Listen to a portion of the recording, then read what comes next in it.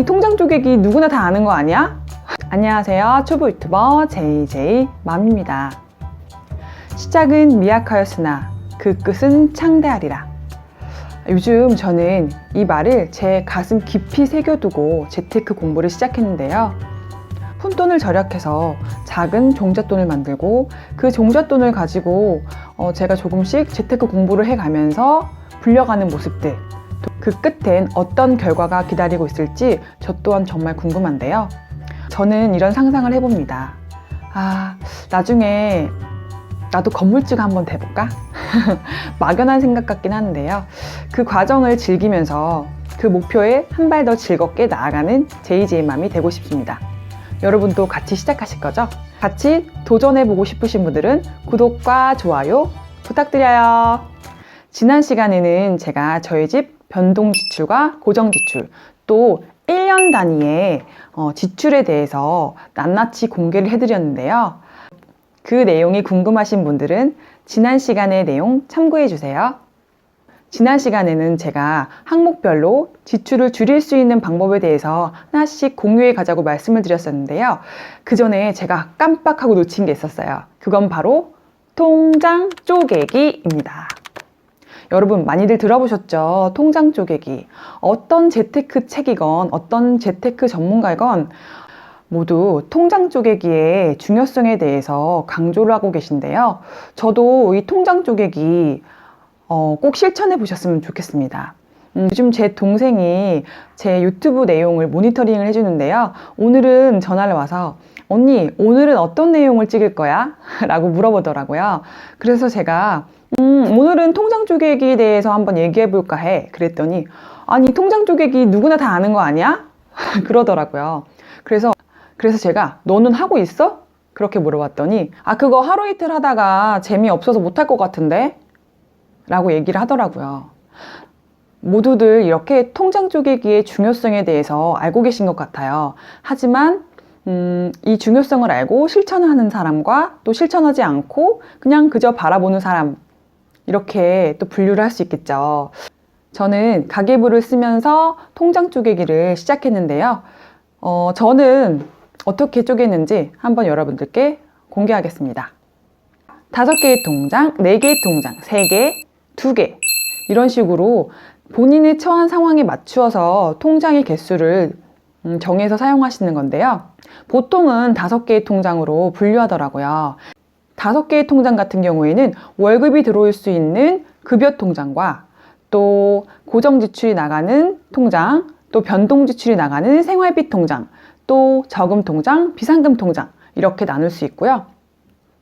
4개의 통장을 사용하시는 분들은 일단 급여 통장을 기본으로 하시고 고정 지출과 변동 지출을 하나를 묶은 생활비 통장을 만드신 다음에 저금 통장과 비상금 통장 이렇게 분류를 하시더라고요.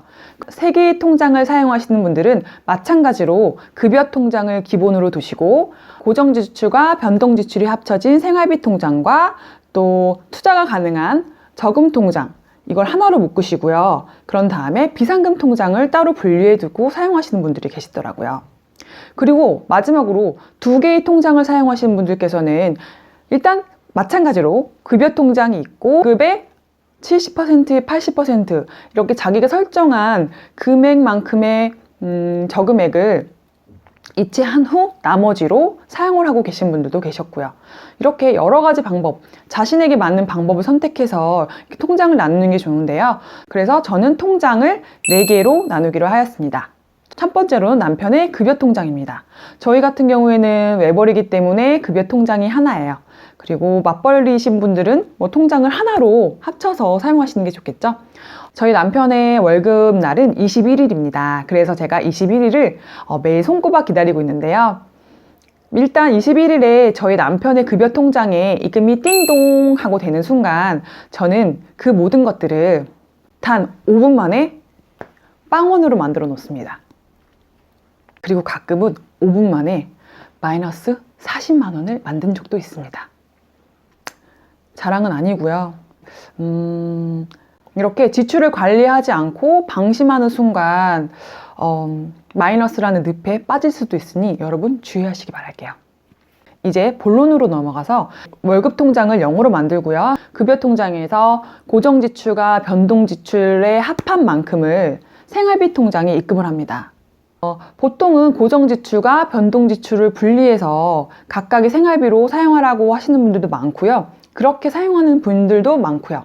그런데 저 같은 경우에는 고정 지출과 변동 지출을 합한 만큼을 한 통장으로 관리를 하고 있습니다. 통장의 개수가 많으면 그 지출을 관리하는데 조금 정신이 분산되는 느낌이 나서 일단 하나로 합쳐놨는데요.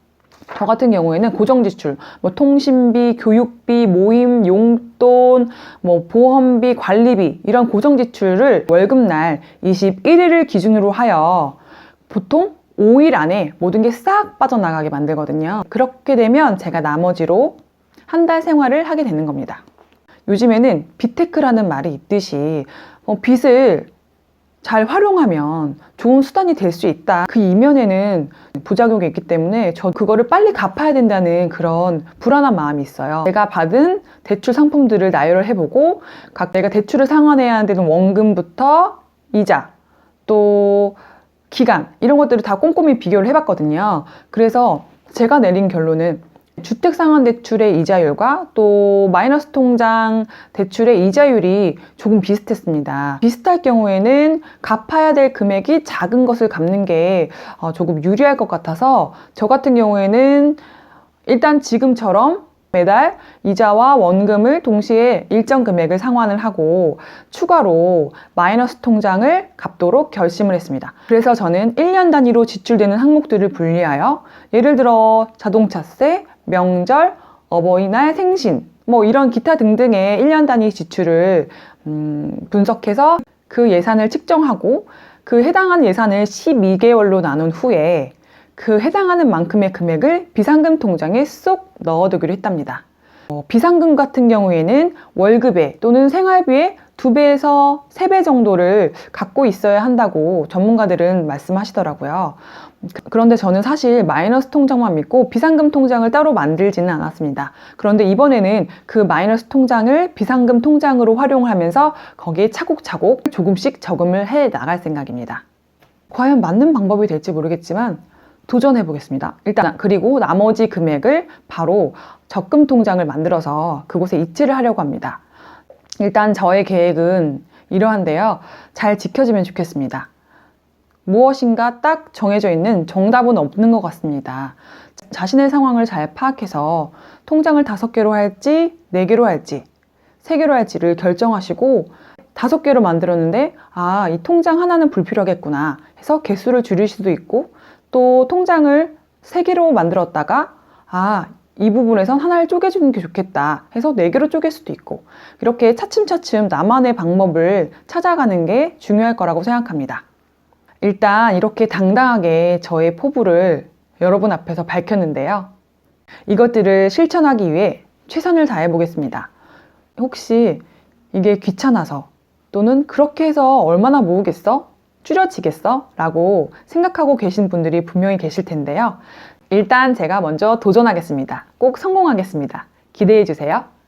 그리고 다음 시간부터는 각각의 항목별로 어떻게 하면 지출을 조금씩 줄일 수 있을지에 대해서 한번 이야기해 보려고 합니다. 많은 기대 부탁드려요. 그리고 구독과 좋아요는 사랑입니다.